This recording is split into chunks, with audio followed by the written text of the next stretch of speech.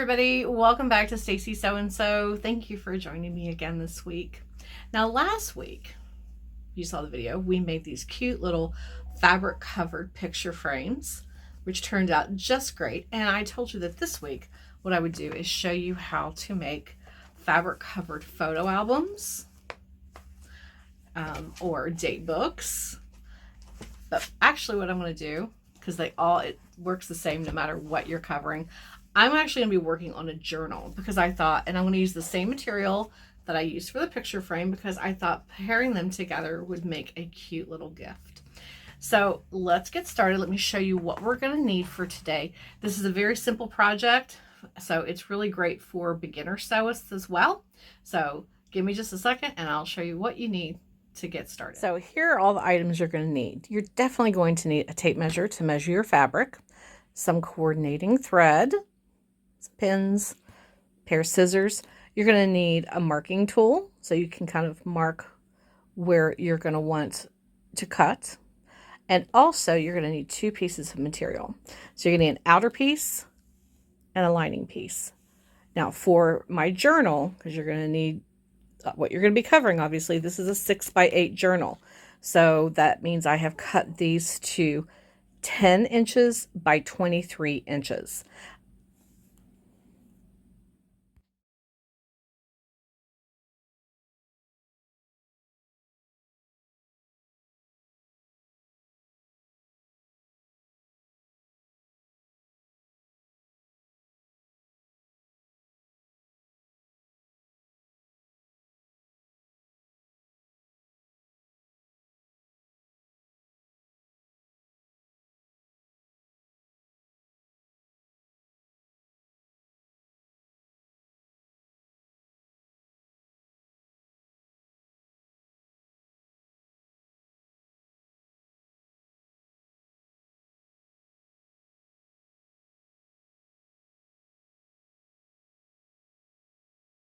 Okay, so the first thing you're going to do is go ahead and lay out your top piece.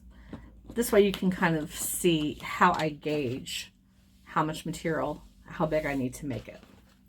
So take the center of your journal and lay it on the center of your fabric. Now I made a crease so I know where that is.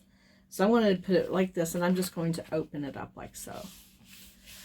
So this will kind of give you an idea. You can see how much space. There's about an inch at the top and an inch at the bottom. When I fold this in, it comes right up to the seam.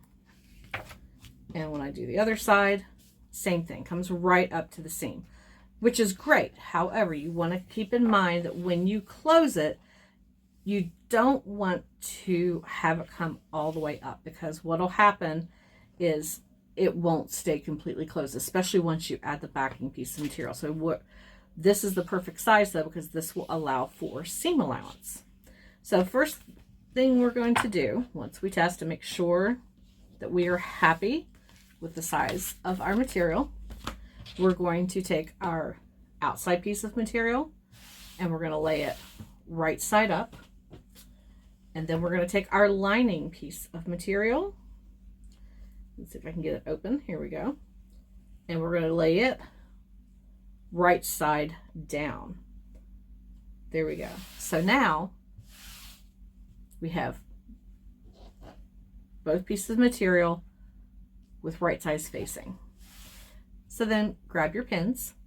Now you want to pin it together just a little bit, just to hold it in place until you get to your sewing machine.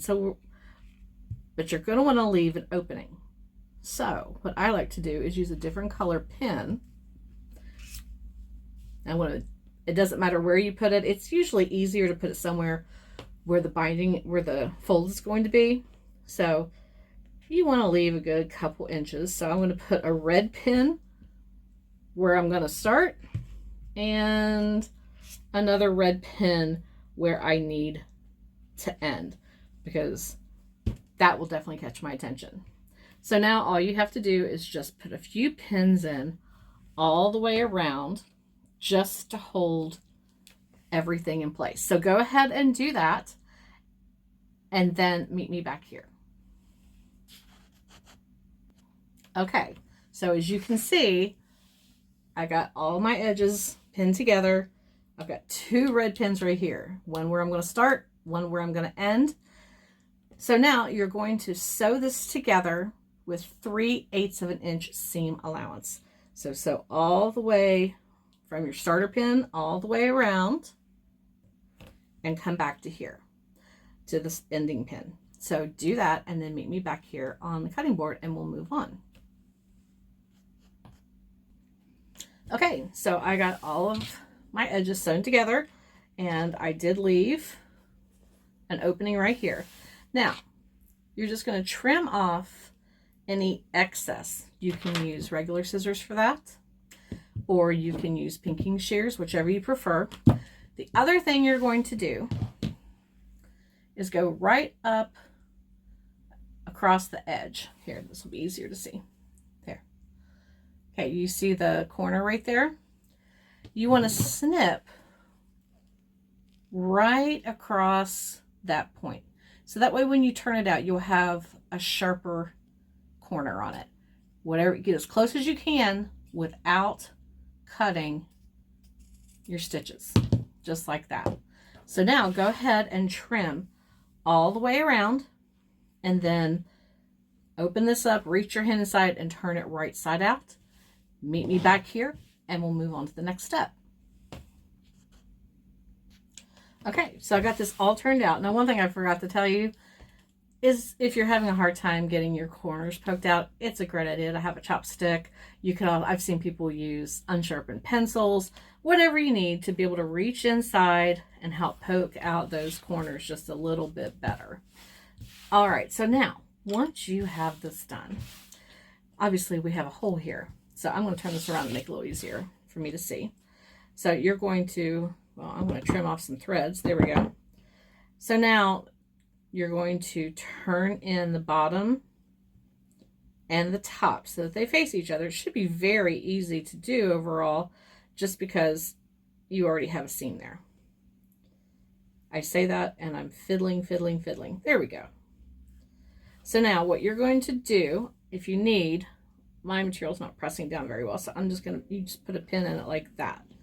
So now you're going to do what's called a top stitch. And you're going to, in that process of doing a top stitch all the way around as close to the edge as possible without going over, you're also going to end up closing up that hole. So you're going to do a top stitch all the way around. If your material is not laying flat, give it a press first. You can also finger press out the way I'm doing if you want. My material is doing really well as far as like pressing out nice and flat, so I don't have to worry. So now you're going to start, it's a good idea, just start where your pin is, where you just closed up that hole, and stitch as close to the edge as possible all the way around. You can use any color thread you want. This is a good time if you're going to do like a contrasting thread for decoration. You might want to use that all the way around the edge. So do that and then meet me back here. Okay, and I got all the edges top stitched. Hopefully you did too. Now, if you want, it's a good time to just kind of give it a little, ooh, got some fuzzies. Just so you can kind of see how it's working. So as you can see, I do have a center seam, and I'm going to place my spine right in that center seam. And just see how it fits. Very, very well, actually. There we go. So you can kind of see it's the same on both sides. Now, before we move on to sewing the journal together, there's something that you can do if you want to. This is absolutely not necessary. Let me pull down the, here we go. Now, remember when I made the picture frame? You can see where there's like little stitches in the design. I chose not to do stitching over top of that to make it look like I quilted it, but you can do that if you want.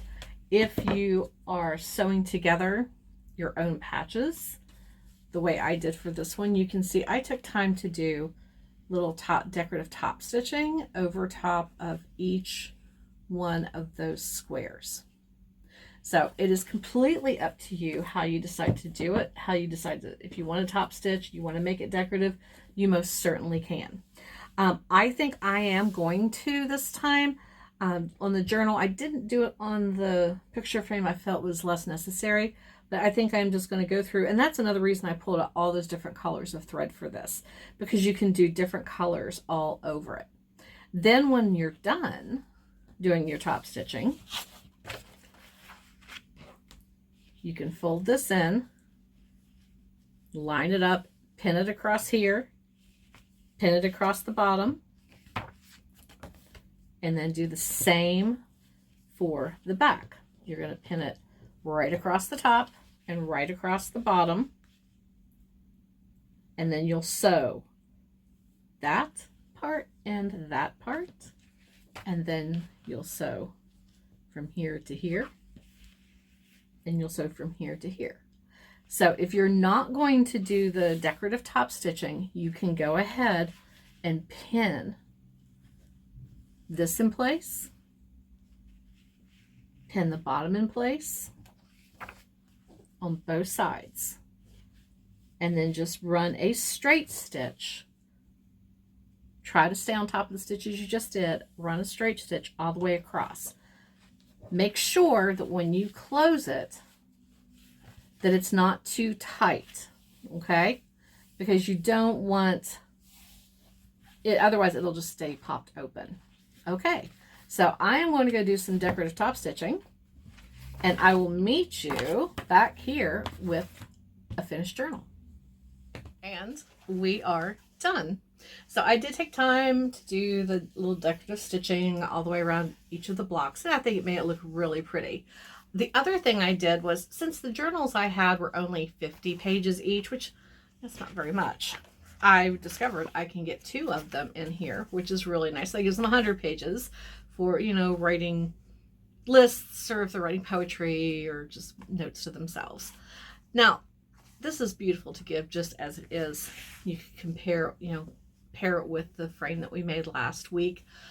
But I think I'm going to add a little bit of extra decoration. So any trims or baubles or buttons that you have left around, like, you know, we put on the frame, you can certainly add that to this journal too. I think what I'm going to do though is I'm going to take some different colors of ribbon that coordinate with this and bundle them together. I'm going to stitch it into the spine so that it will wrap all the way around and tie it so they can tie their journal closed. I just think that would be really pretty. And I may add some decorative buttons too so that everything matches. I was thinking maybe for next week, because something else that would be nice to add to make this a really complete gift is to make bookmarks, so that you have a bookmark to put with your journal. So I think that's what we'll do next week. We'll do maybe a couple different style of bookmarks, because I think that'd be really pretty. I'll do it in the same fabric so that everything coordinates together. The other thing I'll do before I post this is I'll make sure that I include measurements, not just for the journal we did today, but for like the photo book. So this is like a 5x8, I think. Let me double check. Sorry, 5x7. So I'll include fabric measurements for 5x7 as well, and the size for the classic 5. It's 5 inch by, is it 5 or 5.5? 5 inch by 8.5 inch date books as well, because this is another nice sweet gift that you could give to a teacher or your friend, or just make for yourself. So I hope you guys enjoyed this week's tutorial, and I will see you next week. Happy sewing, everybody.